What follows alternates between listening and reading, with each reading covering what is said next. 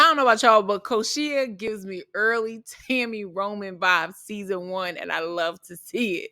Let's talk about how she really should have knucked on Alexis's ass after that comment.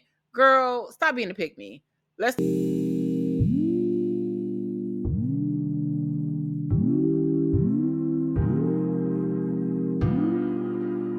Okay, honey. So the Fort Worth girls are live, loud, back in color, honey. And I have to say, I'm excited to always see their looks. I don't know about y'all, but I really feel like the Texas girls have really been giving it more than many of the other seasons in terms of the visuals. I just don't mean like, physical, pretty or attractiveness, because I feel like there's been tons of women on the different episodes that are pretty, but in terms of like the vibrance and the energy, the attitude, the clothing, I love to see it. Ready Love can be a very drab situation, honey, and there'd be some questionable looks and outfits, but I feel like they really give a lot of nice pops of color every time that we see them in the different lounges. And from Fort Worth to Dallas, I've absolutely enjoyed how these women have been dressed. Now, honey, let's talk about how they've been acting. Okay, so we back in the ladies' lounge, and Tommy is letting the ladies know like this is where we gonna meet every week, because he already had the guys in the men's lounge, but we haven't had the ladies have a sit down. And he starts talking to them about how he's asking them how they're enjoying the process. He's asking them what do they think so far of the lounge, and he wants to let them know the rules of it, because he always got to let everybody know what happens in the lounge stays in the lounge. But I want y'all to feel free to share amongst yourselves, and get me in the business and let me know what's happening. So essentially, Tommy says to them that this week he wants them to do something that he normally saves to the end of the show. Now, Tommy, you ain't running no format on this, but either way, we're going to present. And so he says that he wants the ladies to get intimate quickly with the men. And what he means by that is he really wants them to dig down deep and get a little bit closer than they normally would. But he usually waits like the end of the season to kind of get more into like, where they work or what they do, and a little bit more about their deep personal lives. I feel like this has been happening a lot this season, which is how April went home. Maybe we should keep it light, but it's their choice. And he says that he wants that to, I guess, fasten the pace about who they could eliminate. However, he is going to throw the ladies a little bit of charity, because he feels like they got screwed over when old boy from first episode did not show up. He clearly had sound mind, and he clearly was not down for the shenanigans. But either way, Tommy says he's got somebody new in mind, and in walks Justin. Okay, now Tommy, we see you. So Tommy has introduced Mr. Justin, honey. He is quite handsome, 34 years old, PE teacher. They like everybody in education, honey. But either way, Justin's like he about to be about that business, especially because sometimes when they introduce people in the middle of the show because somebody left or got eliminated, it'd be questionable. Shout out to Fry Bro. Oh, child, we would never live down Miami. But either way, Justin is a PE teacher, 34. He said that dating has taken a backseat for him. Essentially, he is looking for love and he is looking for a good woman, but he just hasn't been focused. He moved to Texas from Mississippi. He's cute. He seems a little young, but he seems focused. Tommy lets him know, do you like the eye candy that you see? It's giving pimpish, Tommy, at this point. He tells Justin to make him proud and lets the ladies go on their way. So while the ladies have been impressed and nicely surprised by Mr. Justin, honey, I mean, everybody in it was cracking a smile. There wasn't a Kool-Aid smile that wasn't exposed when he walked in the room. Across town the next day, Alexis has stated that she has set up a date with Rashina, Lamar, Will 1.0, and Will 1.2. And she wants them to imagine what it would be like to just see her in her world. She couldn't wait to tell us over and over again that she is athletic. Honey, we get it. You like basketball. And she wants to invite them into her world because she is a referee. And it is kind of what Tommy asked ladies to do, which is invite them into your personal, intimate space and see how things work out. This date is questionable at best, but the production set it up, so we on it anyway. So they meet up at a gym and they walk in on Alexis, playing basketball or attempting to that. She has a little Foot Locker shirt on, honey, and she is ready to go. And so they sit down and have a little conversation, a competition. They decided they're gonna put Alexis is going to act as referee. I'm sorry. And Rashina and Will 2.0 are going to be on one team, and Lamar and Will 1.0 are going to be in the second team. So they all get up. Now, here's the thing. Well, she don't know nothing about the basketball, honey. But she's like, look, I trust Will. He tall. He athletic. He know what he doing. And it's a good thing that she did because pretty much Lamar and Will 1.0 are just trying to stay afloat. I mean, Will is dunking basket after basket, and he's winning moment after moment. And Lamar keep making excuses as to why he can't just run that longer. He done broke his knee. He done messed up his ankle. He you know, twisted his torso. Whatever's going on, Lamar is not coming to play at all, and leaving Will 1.0 by himself. And he already 2 feet tall, so you know it wasn't going to work out. Game ends because Rashina and Will 2.0 win because Will is just hitting three after three after three. So they decide to break up and have separate conversations because it's important for them to use this moment to get to know each other. So Will 2.0 and Alexis go to the side and have a chit chat. And then Rashina sits with the two guys and starts to have some weirdly intimate conversation. When I tell you there isn't a cringy moment like Lamar hasn't been willing to give us, I don't know what it is. So Lamar sits down with Rashina and that Bob, honey, is giving Edit from The Incredibles went to Mary J. Blige's hairstylist. And Will 1.0 and starts to try to have a conversation with them.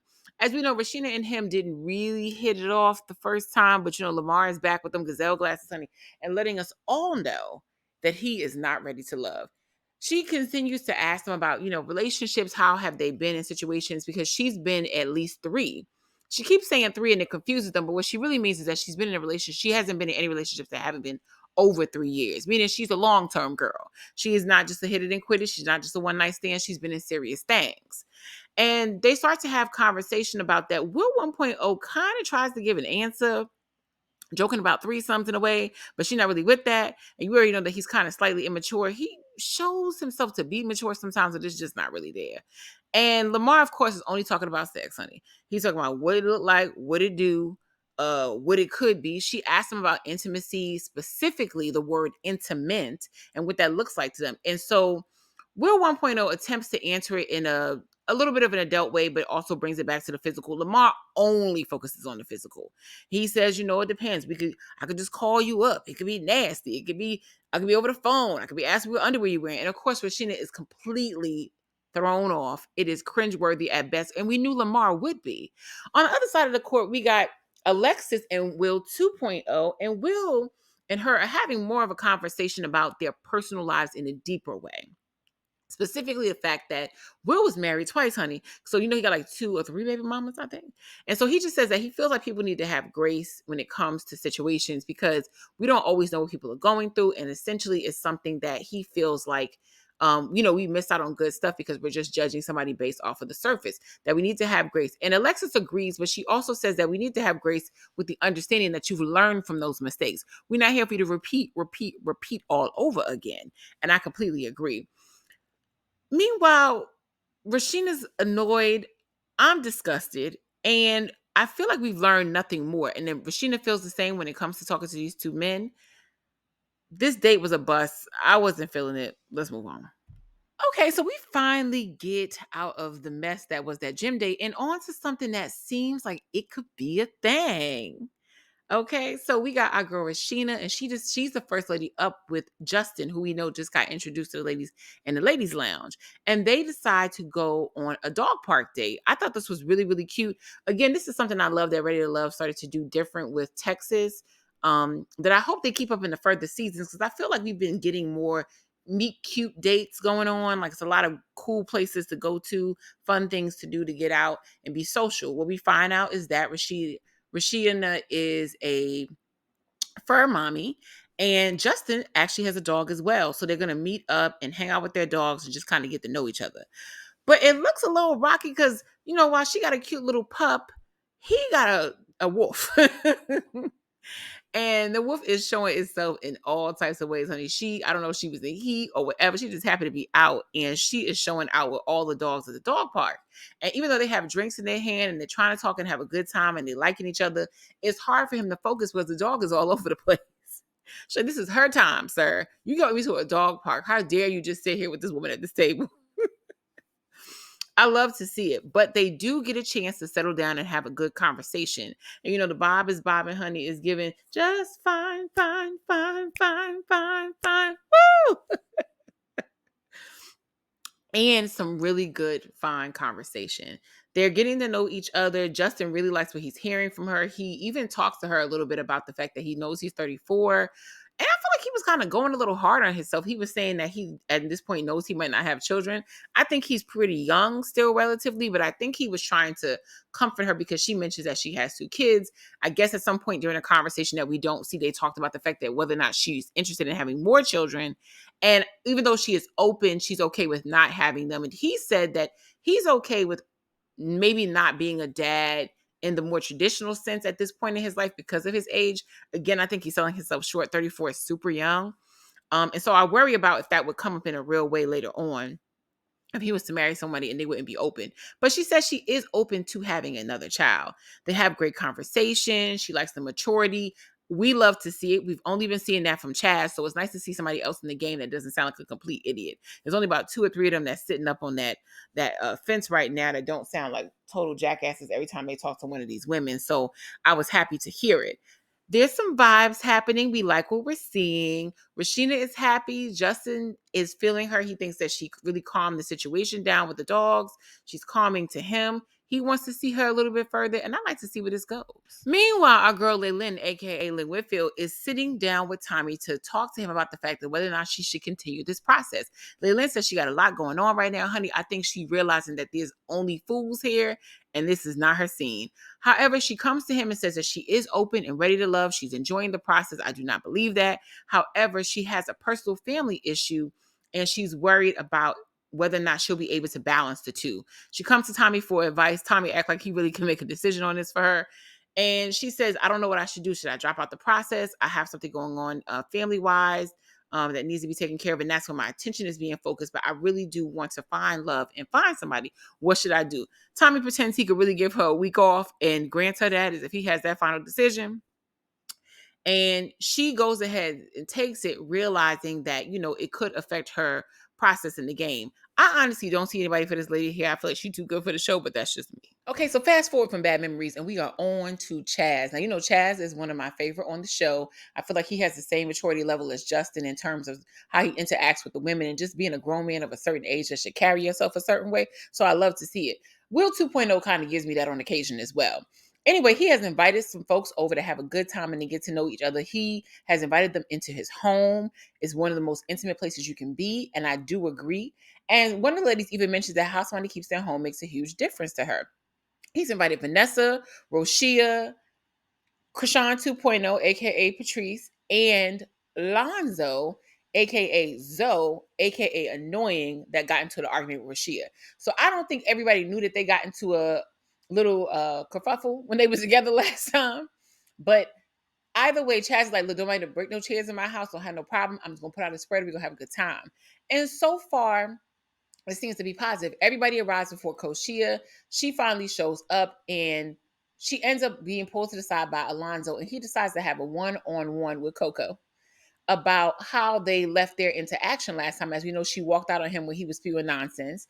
He tries to apologize, or rather does apologize, about how he made her feel in the interaction. She says, look, I'm not trying to hold no bad blood, but I don't see nothing here.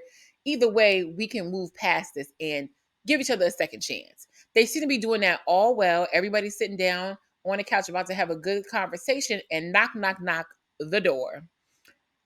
As we look outside the door, we see that it is Justin. And Chaz is thinking to himself, I didn't invite him to my house. That's okay, because Krishan likes complete chaos, and she invited him to the house. So Patrice lets us know that, yes, although Chaz only invited them, she decided to invite Justin because Justin was new, and she felt like he needed to be here. I love how somebody else decided that somebody else needed to be in your home. Either way, Chaz is like, cool. He's here. We're here to have a good time. There's dominoes on the table. There's enough food for everybody. Let's go in. At first, I have to say the men were definitely intimidated by him. I could honestly tell. Y'all let me know what y'all think, but I definitely could see the little shakeup bothered them. They realize he's attractive and the women are feeling him. He starts off saying he's from Mississippi and his like grandfather, somebody was the mayor of the town. And like Chaz brings up like, hey, you don't need to run down your credentials or whatever. But it breaks the ice. They have a good time. They decide to play dominoes. Justin whoops that ass. It's clear that the other ones don't know how to play, but they seem to be having a good time and everybody is connecting. Patrice and Zoe go into the kitchen to have a little bit more of a conversation. And I think that's why she invited him, because she wanted him to herself. She can have him. I don't think she knows that nobody else don't want him.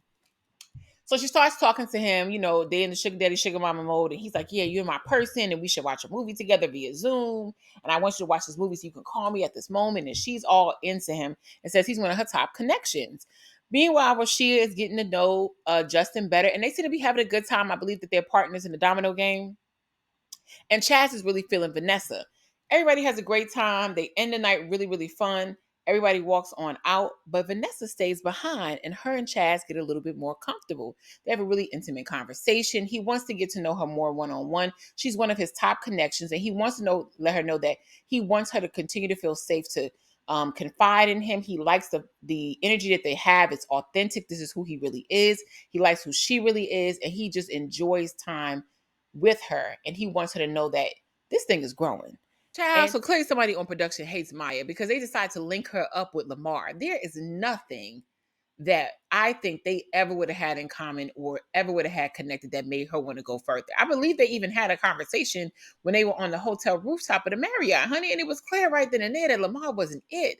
But somebody on this cast wants him to get as much airtime as possible. And I'm not sure who is his. Is he had a cousin in production? Did Tommy owe him money? Why is this man here?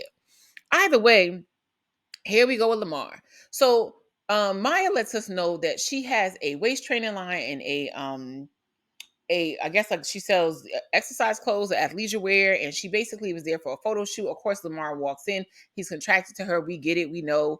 But then they sit down and have a conversation, and she attempts to see some depth to him. Why, I do not know. Lamar is as deep as a kiddie pool, honey. When I tell you there is nothing there. And of course, once again, she tries to, link the conversation like many of the women past just the physical. And Lamar keeps coming back to that. She says that although she's into the physical, she wants somebody who also is into her mentally. And she wants that from her man. He's like, well, physicality is important. And she's like, yes. But once we get past the attraction that I have to you, it's important that you got more going on beneath the surface. And all Lamar's conversations are only about surface. He continues to talk about how he's used to many women and he's dated all types of women. And, one of the things that's important is that he's attracted to his partner. She's like, well, that can make a woman feel uncomfortable because if you're constantly into different women, how is one woman going to be happy with you? He's like, well, I could be happy with one woman, but she's going to have to learn how to do different things. She got to learn how to please Lamar. We need to know what bus stop we need to drop Lamar off at because it's a done deal. Okay? Lamar stepped straight out of the 80s and into the 2024s, and we need to send him back in time. Sir, we're not interested in the Cassells. We're not interested in the Philadelphia bus bid.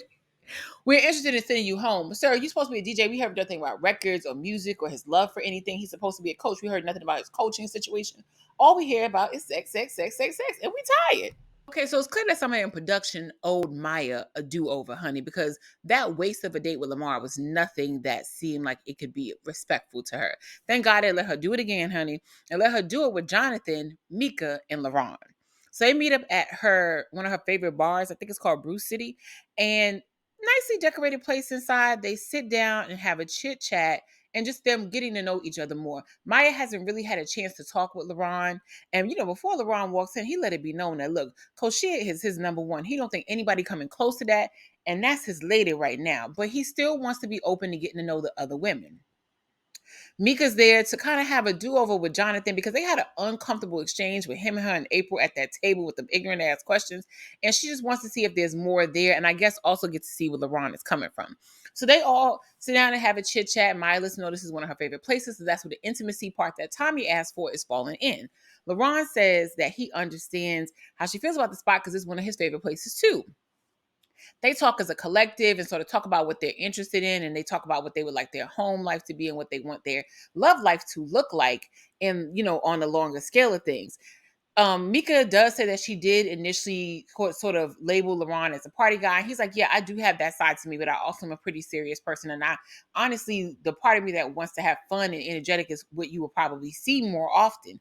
And in a relationship situation, I love to also be that guy that, our kids hang out with the neighborhood kids and we barbecue and all that kind of stuff. I'm that guy too. But I do know that I kind of placate across more of the party guy.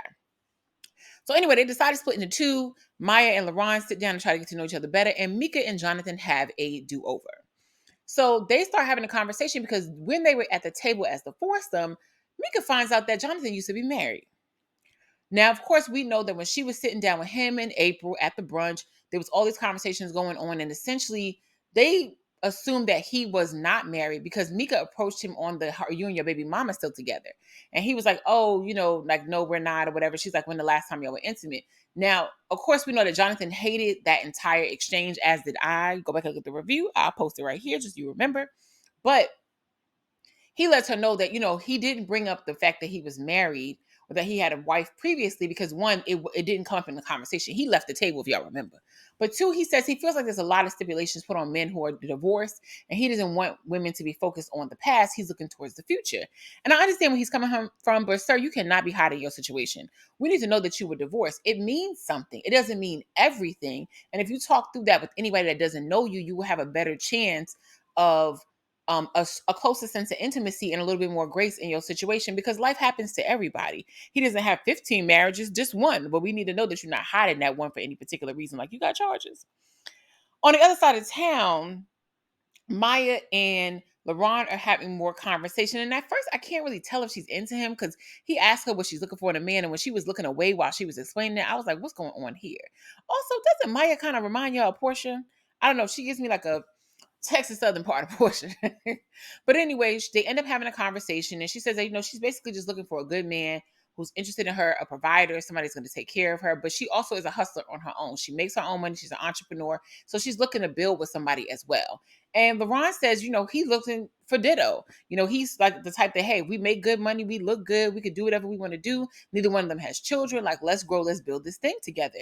He's completely down for that. They start to have a little bit more conversation, and it's clear that there's a connection, and it's clear that Koshia got competition, honey. Miss Maya is beautiful. LaRon is noticing that. He lets us know that they could possibly be a thing. And Maya's liking him back. She says she could definitely see the power couple between the two of them just going out and getting it, but also building a loving relationship. And I have to say, because they're both the early ages, because I think he's only like 34, 30, I think he's like 34, and I think she's like 31. So they're two of closer to the youngest sides of 30 than to like the middle.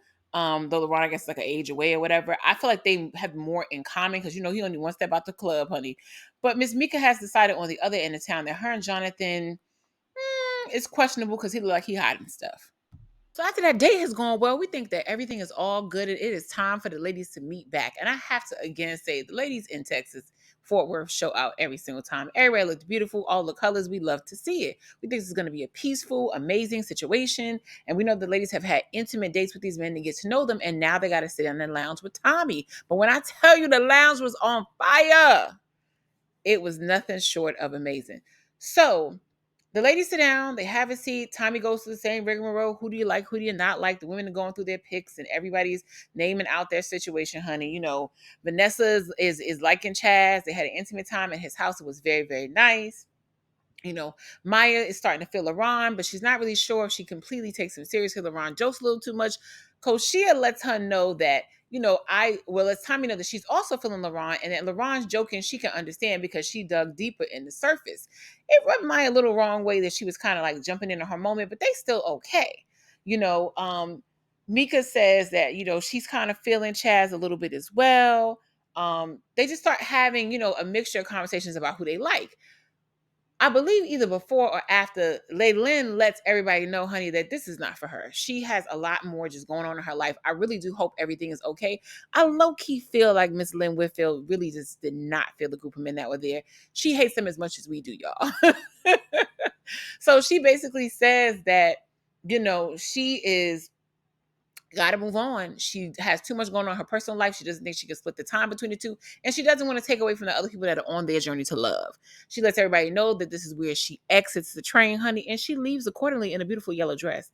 I hate to see her go, but I'm happy that she is able to focus on whatever is really going on in her life. I hope that there's in fact something else going on, and I hope that it has gotten better. So we wish Lynn the best. But honey, once she exits that room, I don't know, the devil just flies in because Tommy starts to go down the list of the people that the ladies are not feeling. The ladies kind of, talk about how they're not feeling, no, I'm sorry. They go on about how they're not sure how they feel about, LaRon. They bring him up. they bring up Jonathan, and Mika says it's because Jonathan kind of hid that he was married and she didn't know, and she felt like that omission is something to be a red flag. I don't know if anybody even mentioned Zoe, but normally we head directly over to Lamar. You know, everybody feels like Lamar is just creepy and uncomfortable and brings up sex way too much, and it's a lot. And then it gets to Will. So Patrice, aka Krishan Senior, starts off and she starts talking about how when she was hanging out with Will towards the end of their date, he told her he was like a property manager and that he was supposed to be hanging out later on or trying to meet her at some property or something happened. Somehow this man sounded like he was gonna be sleeping on the floor. And it made her feel like it wasn't accurate to who he tries to portray himself to be. And a lot of these women are entrepreneurs or make very good money from what we can tell in this situation. And it sounds like he was just trying to, one, have a very uncomfortable night with her or try to get her into possibly sleeping with him, but also the fact that he might be broke. And you know, we haven't liked Will from the beginning. At least I haven't, as far as the show is concerned. I just feel like he gives off immature vibes. He gives off a lot of talk and no show. And that showed even furthermore later on down the line. So as she mentions her Will story, another person has a story. I believe it was Vanessa that gave some conversation about his conversations a bit inappropriate. I think Rashina even spoke up, honey, and even Maya. So there's like, at this point, it's like 4 women have had the same experience. Then Alexis feels the need to chime in and said that she has not had that experience with Will, and Will is in her top. And she already mentioned that earlier on. So he gets to Koshia, and she expresses the same thing that the other ladies have expressed. She expressed that her and Will had an uncomfortable exchange, and we do know that Will was sweating all them ladies for their number in the very first episode, and was like, even though I don't really care for you, I want your number anyway. It was like real creepy, real lame. And she says that the other reason why she's not feeling him is because it got to her way of conversation that Alexis is telling intimate information about conversations that the ladies have had in regards to Will's behavior and not feeling him. And I think it's obviously put him on the offensive, and it's just really uncomfortable. So here come Alexis. Well, number one, she starts off saying, I find it interesting that you coming at me, Koisha.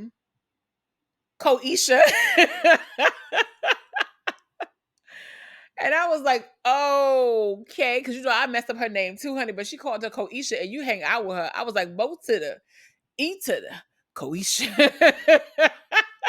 But she basically let's Koshia. She said it's Koshia. But she basically is saying that Koshia is pushing a narrative along with the other ladies that's inappropriate towards Will. He has never been inappropriate towards her, and she feels like Koshia puts it out there like that, and that's the reason why she gets approached the way she said. She feels like Will approaches women like that he feels like he could get over on, and he messes with women that he can play around with. And it just gave you male identified. It gave you, girl, you're not listening. 4 of the 5 of the women out here are saying that he makes them uncomfortable and he said inappropriate things. It's not just one woman, and you so hyped and so thirsty to connect with this man that you're not even paying attention to these other women saying he's making them feel uncomfortable. It's a red flag, sis. But she is in that he didn't do it to me, so I must mean he didn't do it to anybody, and y'all just taking it the wrong way energy. So that prompts Coach Shea to say, look, if you're going to accuse me of something, I'm going to smack you in your damn face. I'm not going to say what she said because she really went off. And she was like, if you want to get it, you can get it. And I told you the ladies down should never be the same after Janelle and them, honey, and it has not been. So actually, really before then, since DC, to be honest. So basically, they get into a back and forth. Koshia goes off a little bit more. She walks off the stage. Tommy's like, I can't believe we're back here again. This is my 3rd or 4th season with the ladies getting wild. Mika and Rashina step off stage with her because they're also trying to explain to Alexis that, yo, we have all had uncomfortable experiences. Why are you not paying attention to what's being said? It's not just her. And she just doesn't seem to connect to that. She seems to think that she's some special princess that, you know, it just didn't happen to me because I carry myself a certain way. It's so disturbing to hear women say that kind of thing. Let's talk about it a little bit more. Just to see Alexis co-sign and go so hard for this dude after several women have told you that something is not okay. It's just so corny to me. Girl, this is not loving basketball.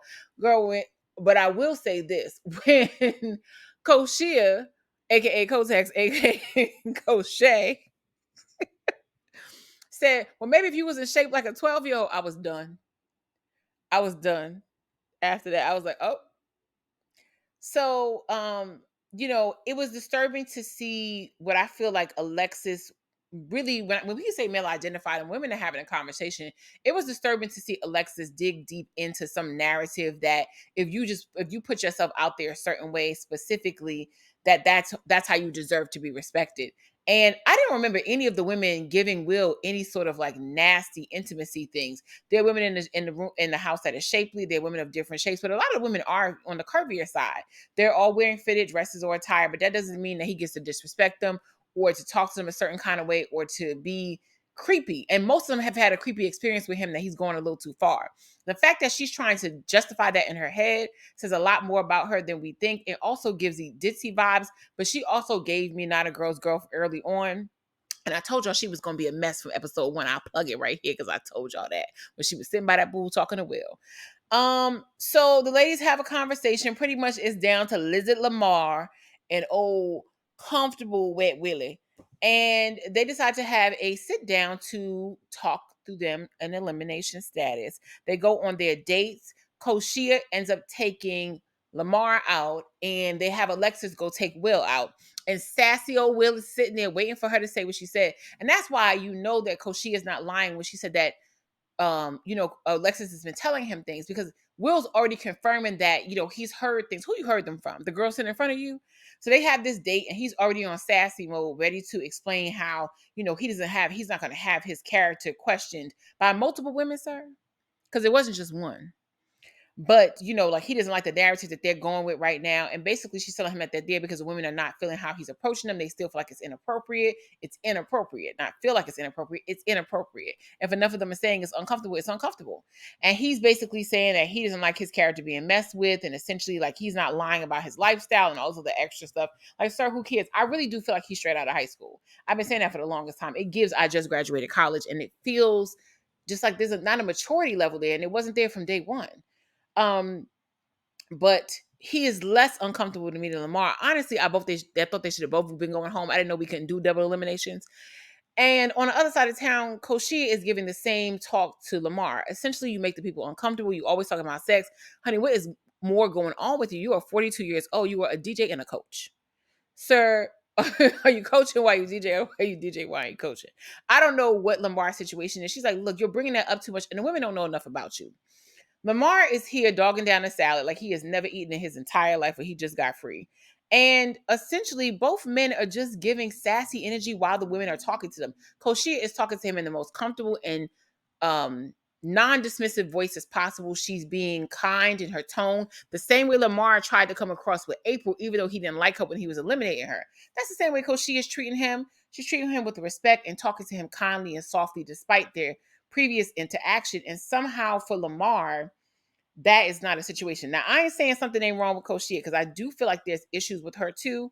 I agree with April that it seems like she's kind of getting rubbed the wrong way with everybody to a certain degree, but it doesn't mean that some of these men aren't just also smarmy, and they are. So Alexis basically tells him, tells Will 1.0 that the ladies have decided that he is still ready to love, but he's upset with the women because of all the pillow talking she's been doing. And he decides that he doesn't like that they're trying to destroy his character. And he decides that he's on a war path of revenge. That's a great way to go back into the show, sir. And Lamar is told by Koshia that he is just not ready to love. He doesn't understand how that could be the case. He feels like he showed up and did what he was supposed to do. He then tells Koshia to change her voice. She's talking to him calmly and saying that she wishes him well and wishes him well on his love journey. He starts to get combative. She gets up and says, I have to go, because one thing Koshia gonna do is she ain't gonna stay, honey. She gonna walk right away. And she gets up to walk away, and Lamar says, I'm gonna eat your salad since you ain't eat it. And that is the end of this episode. Let me know what y'all think in the comments. These sassy men, I don't understand. Honestly, whoever casted for this season needs to get fired. Point blank, period, because this is the worst cast of men ever.